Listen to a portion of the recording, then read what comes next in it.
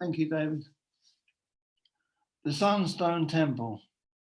Closing the Sunstone, a sacred tomb, a prenuptial cavity in the mountains, western wheel of the solar system, aurora borealis of the morning sky, traveling in a limitless ocean beyond Earthlight, refracted from Alpha Centauri, Easter tide to Lascaux, sun worshippers, adamantine white sunstone sacred, midsummer night, Walpurgis Nacht, celebrating the ecliptic of the Tragopan, vortices of Maelstrom, Magellanic Cloud, the framework of the ionosphere, looking through a standing stone temple, returning from beyond the sun, moon goddess, a diamond, versicolored star, black light, a priori to Sol's midnight,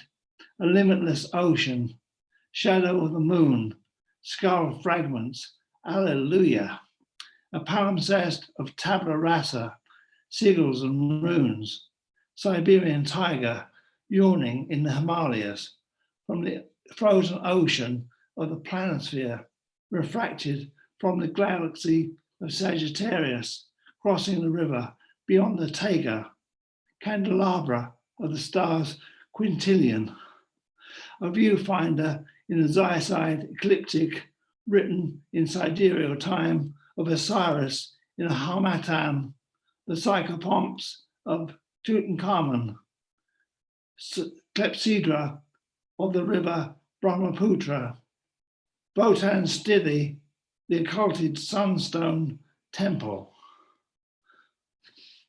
Thank you. You're the one reading. No, you can read the other one. You're not. Okay. No way. Okay. I'm exhausted now. Sorry.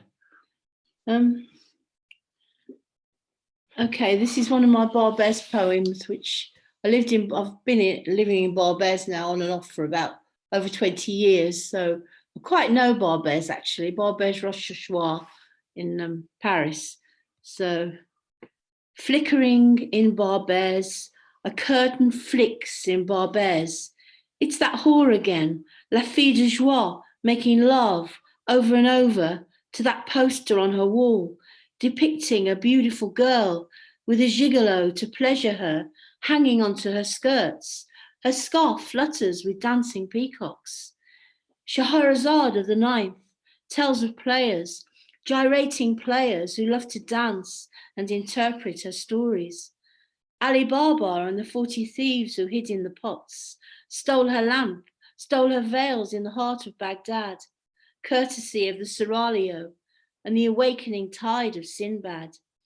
On a Facebook wall, she's a genie in a sandstorm, a swirling sirocco, whipping her up in a frenzy of man-eating sharks. Under the blind-eyed sun, rapacious and grim, nothing so meaningful, playing for time, not even a suburban housewife in Montmartre, a page that doesn't always show the exposition, comme il faut. The twitching lace marks the end of the show, a memory of sex without lovers. A man on YouTube in a silk turban engages in his belly dancing routine, proffering sheep's eyes on a silver platter.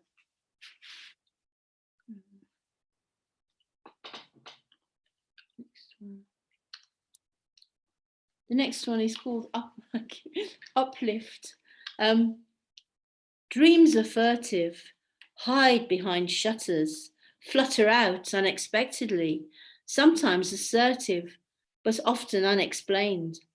I levitate from my bed like that time in Pushkar at the invitation of a fakir, a holy man who wanted to enlighten us in his temple on Snake Mountain. He calls us still, place being no object. We fly with the 7 sisters and the animals he befriends who dine with him at 12. We rise with them above the clouds, above the earth, beyond the galaxy, from where we came in another life, moonstruck and alone, zoned in, alone. Come visit me again. I gave up everything for this. He calls us still, a moment of bliss, where we live so far away. I'll teach us Sanskrit if you stay. Jim Morrison sang about that place. This is the end, beautiful friend. He sang of riding the snake to the lake, the ancient lake baby. Da da da da da da da da da da da da da da da. Girl, we couldn't get much higher. A fat old peacock watches us in our room, and the 90-year-old, painted blue, as naked as a newborn, sees us all from his eyrie. Harry Ram is his mantra throughout the night. Yes, I dream about it all. Pushkar lit up with bright-eyed camels, and our neighbour, the Arab lady, living in her tapestry of pain. Far away from our husband in Baghdad, lighting up our holy man in his celibacy.